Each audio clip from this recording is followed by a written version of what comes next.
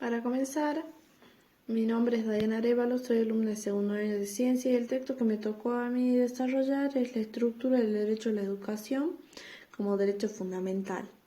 Aquí tomaré como base la teoría de los derechos fundamentales del autor Robert Alexy. Esta definición se halla compuesta por 4 elementos básicos. Uno de ellos es la disposición del derecho fundamental. Estas disposiciones son los enunciados de la Constitución que organizan los derechos primordiales. Esto es, en la teoría de Alexy, el enunciado normativo del derecho fundamental. ¿Qué quiere decir esto? Que contiene una ley o una norma y se la debe constituir, o sea, cumplir. Por ejemplo, el artículo 14 de la Constitución, que habla de los derechos del trabajador. La segunda son las normas del derecho fundamental.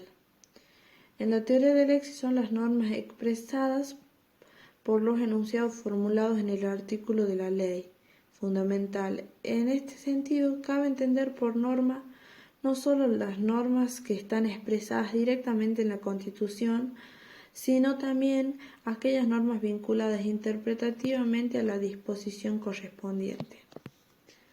La otra es la posición jurídica. Según Alexy, se refiere a la capacidad o competencia jurídica para modificar una situación jurídica. Esta tiene la cualidad de generar relaciones entre los individuos como así también entre los individuos y el Estado. Está compuesta por un sujeto activo, un sujeto pasivo y un objeto.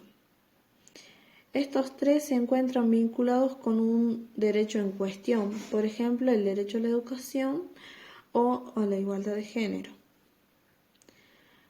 El grado de importancia.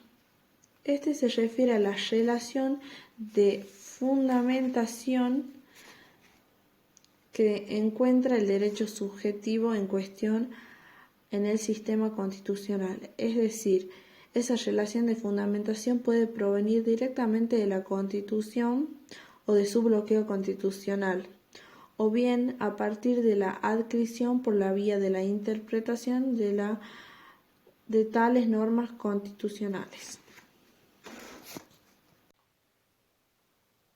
El derecho internacional de los derechos humanos.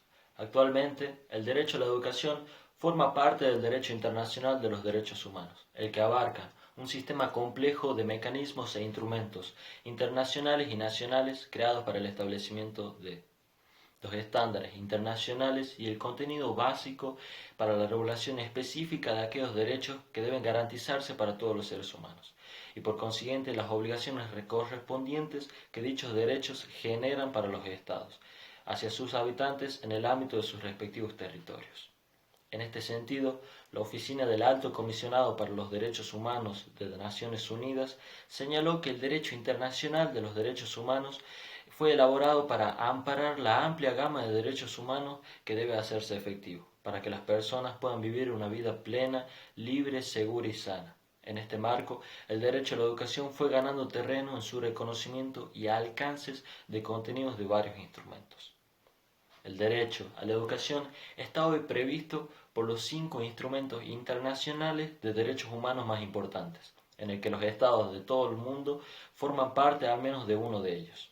Sin prejuicio, intentaremos analizar gran parte de los instrumentos internacionales referidos al tema educativo. Estos instrumentos forman parte del sistema de protección de derechos humanos, un sistema internacional y varios sistemas regionales, en donde el sistema internacional es el establecido por la Organización de las Naciones Unidas, la ONU. De ella deben basarse los demás sistemas. Comprende los estándares mínimos generales, mientras que los mecanismos regionales atienden a particularidades de cada una de las regiones en concreto. En nuestro ámbito latinoamericano está vigente el sistema interamericano, que cuenta con sus propios mecanismos e instrumentos de funcionamiento y aplicación en la región. El derecho a la educación en los instrumentos internacionales de protección de derechos humanos. Seguidamente haremos un análisis general de perspectiva comparada de los distintos instrumentos de derechos humanos, considerando su estructura, contenidos y mecanismos en ellos previstos, con particular referencia a la educación. Posteriormente profundizaremos en el contenido de uno de ellos, el Pacto Internacional de Derechos Económicos, Sociales y Culturales, PIDESC en adelante. Este se pone especial importancia a la configuración de la educación como derecho fundamental, en su intento de traducir los principios de la Declaración Internacional de Derechos Humanos en obligaciones más concretas y más específicas a cargo de los estados para con sus habitantes. En los instrumentos internacionales de los derechos humanos, la educación es tomada como una de las herramientas de gran importancia, la cual debe orientarse hacia el respeto de los derechos y las libertades, la promoción de los valores democráticos de paz y de justicia y el desarrollo de la autonomía personal. En nuestro medio, la fórmula nuestro criterio más completa está expresada en el protocolo adicional a la Convención Americana de los Derechos Humanos en materia de derechos económicos, sociales y culturales, que en su artículo 13, inciso 2, nos dice: los Estados partes en el presente protocolo convienen en que la educación deberá orientarse hacia el pleno desarrollo de la personalidad humana y del sentido de su dignidad, y deberá fortalecer el respeto por los derechos humanos, el pluralismo ideológico, las libertades fundamentales de justicia y paz. Convienen asimismo en que la educación debe capacitar a todas las personas para poder participar efectivamente en una sociedad democrática y pluralista, lograr una subsistencia digna, favorecer la comprensión, la tolerancia y la amistad entre las naciones y todos los grupos raciales, étnicos o religiosos, y promover las actividades en favor del mantenimiento de la paz. Debemos entender a la educación desde un enfoque basado en derechos humanos. Para ello, los Estados tienen obligaciones específicas que surgen del derecho a la educación. Están obligados a realizar acciones concretas y a desestimar recursos apropiados desde sus presupuestos nacionales para así garantizar de que la educación tanto primaria como básica sean obligatorios y gratuitos. Y en cuanto a la educación postprimaria, los estados asumen la responsabilidad de crear medidas necesarias que tiendan a hacerla progresivamente gratuita y accesible a todos. Para ello se crean diferentes formas de recursos financieros para ayudar a los chicos, como lo son, por ejemplo, los sistemas de becas. El derecho a la educación como derecho fundamental tiene las siguientes características. Son 4. La primera es la asequibilidad. Debe haber instituciones y programas de enseñanza en cantidad suficiente. La asequibilidad engloba 2 obligaciones gubernamentales. Por un lado, el derecho a la educación como derecho de no intervención, que requiere que los gobiernos permitan el establecimiento de escuelas y que respeten la libertad de la educación y la libertad en la educación. Por otro lado, la educación como derecho de prestación. Esto significa que los gobiernos tienen la obligación de formular una estrategia global de desarrollo del sistema escolar, la cual debe abarcar la escolarización en todos los niveles.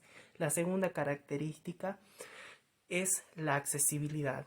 Las instituciones y los programas de enseñanza deben estar al alcance de todos sin discriminación.